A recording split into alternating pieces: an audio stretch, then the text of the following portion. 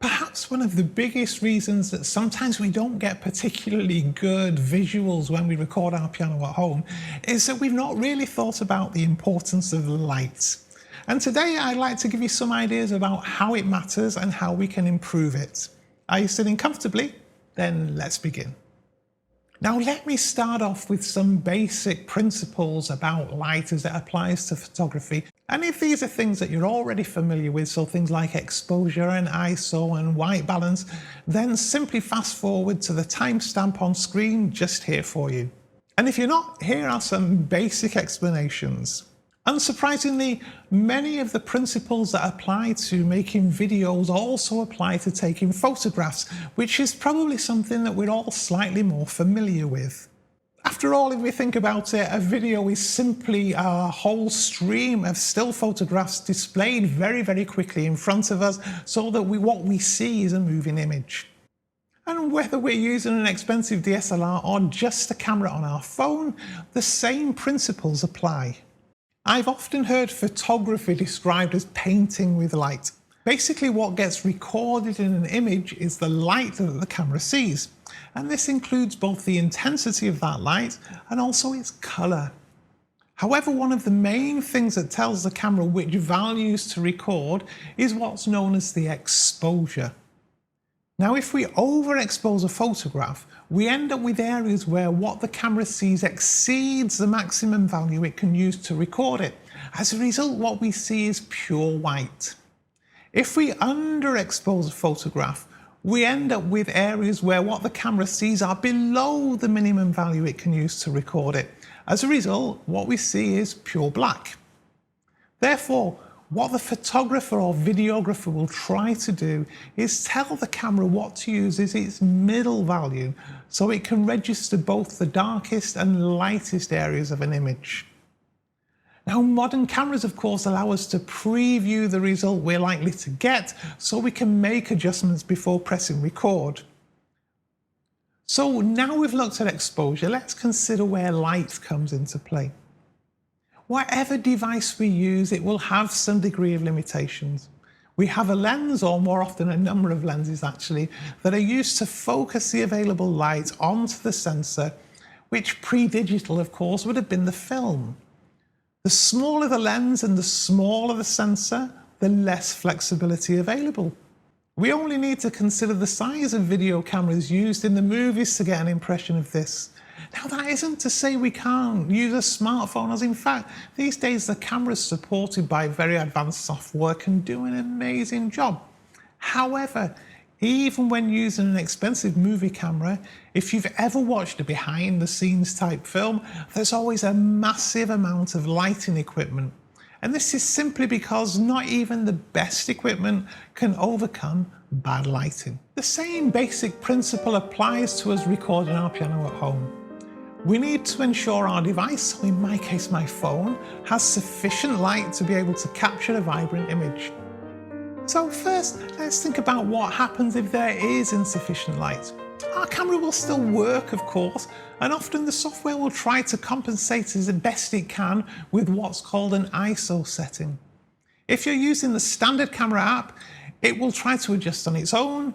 If you're using a dedicated filmmaking app such as Filmic Pro, you can actually control the different settings yourself. However, the downside to asking the software to make up for insufficient light is that this results in what's called digital noise. And the best way of thinking about this is that the software is trying to guess and needs to bulk out the image with its best guess of what's there, which of course won't be super accurate. In some circumstances, this might be acceptable, of course. Naturally, anything's better than nothing. However, ideally, we want to avoid this, and so we will seek to provide extra light. Of course, the first option is natural light. If we record during the day on a sunny day and we have a large enough window, then we'll likely get a better result than doing this on an overcast day or when it's dark outside. Another obvious point of call is also whatever lighting we have at home. Be this ceiling, wall, table lamps, etc. The more lights we turn on, the better the overall ambient light becomes and the less hard our little camera has to work. Now for videos like this one, I actually use a ring light, which specifically aims to light my face as well as possible. The camera's in the middle of this light, and if you watch lots of YouTube videos, you might well have seen the reflection from such lights in people's glasses, which in fact is why I don't wear mine often when recording a video. This ring light has controls for color temperature and brightness. Now the color temperature enables me to make the light either more blue or more yellow. The brightness, of course, more or less bright. Now I usually film these videos at my piano, as you can see. However, the piano is also black and has shaded areas that the sensor might struggle to see properly. Therefore, it can be helpful to provide some additional light there. I have a small LED light that can actually be placed inside the piano to brighten its interior. Again, we can modify the color temperature and brightness here too. Finally, I have a set of 3 lights that I initially bought when experimenting with green screen recording. Each light is effectively 4 bulbs of a fixed color and brightness. We can of course buy bulbs of specific colors if we wish. I have the option to switch on each pair independently or have all 4 lit at once. Equally, each comes on a stand and has a diffuser or softbox. This effectively softens and spreads the light somewhat to avoid overly bright spots. Now if I'm filming an overhead view, then I tend to place these lights to either side of the piano, pointing towards the keyboard.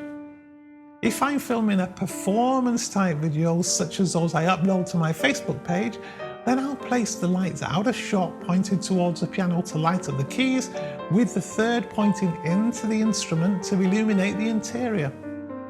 Now I'm not suggesting for 1 minute you need to go out and buy lots of lights. Indeed, if you start to research this topic, you'll find lights that cost thousands of dollars for a single one. However, if your recording space is a little dark and you find that your videos look grainy or overly dark, then it's certainly something you might want to think about.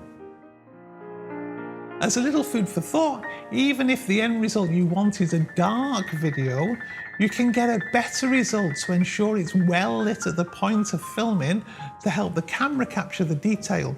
We can then usually darken the result in software without losing much quality, whereas typically trying to artificially brighten it can result in an unpleasant image.